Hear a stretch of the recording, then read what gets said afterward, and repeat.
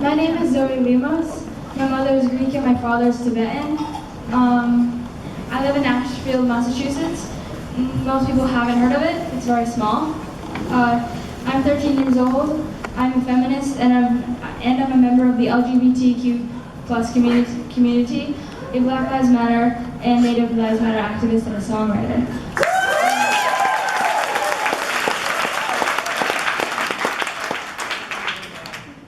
I just returned from spending a weekend at Oceti Sakon camp at Standing Rock.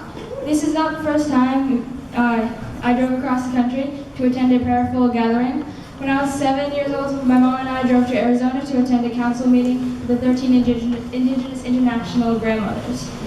It is important to me, like as all of you guys it is, to protect the water. Grandmother Aggie said we are all water babies.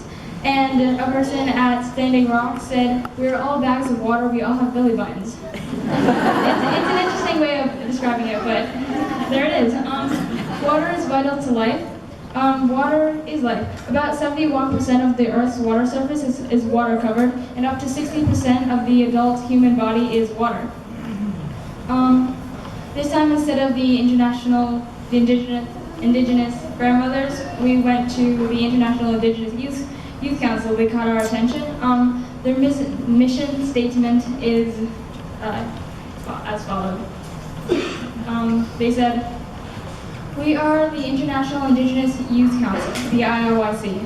This council was formed in response to the call of the youth from Sacred Stone Camp Resistance to the Dakota Access Pipeline. We are youth from all nations, tribes, and races.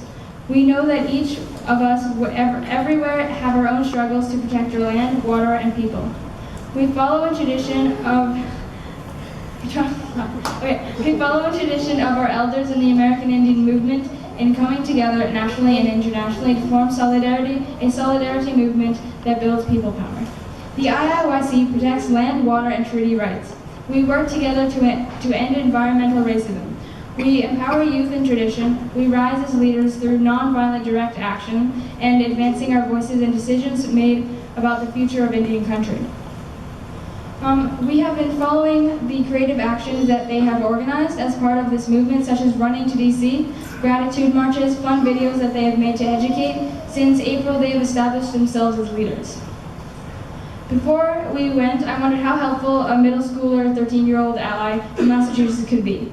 While there, I attended many meetings, learning the structure of the camp. I went to orientation, direct action meetings, morning meetings, women meetings, and the International Indigenous Youth Council meetings as well as several water prayer ceremonies. I volunteered when I could, helping to sort, organize, and fold many donations. Volunteered in construction and at the herbal and medic area. I also spent some time listening to the elders around the sacred fire. I spent a lot of that week listening so that I could understand and eventually be useful. The way I see it, the International Indigenous Youth Council is creating a new way of doing things, a template for the future. With each choice we face, we are being asked what kind of world we want to live in. When the police shoot water cannons and mace and rubber bullets on a 20-degree night like they did the first night we were there, we could have fought back, but we stood firm. When we see our elders' sacred objects being burnt, we could have set fire, but we did not. We cannot succumb to the warpath, and we have many years of knowing that it doesn't work. Therefore, when we choose peace, love, and kindness in the face of an enormous temptation to hate, we are issuing a powerful prayer of the world of love. Yesterday, I read that the Youth Council took care packages to Morton County Police, including snacks, hand warmers, batteries, because they have a lot.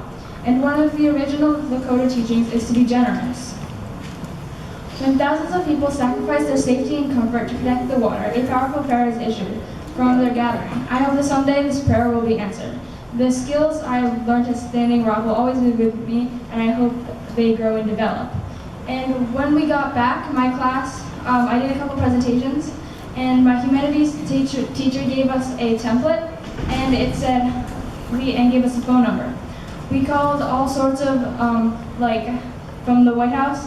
We called the White House and the police people, and we had a script, and it was like, "Hi, my name is blank. We are calling on behalf of this."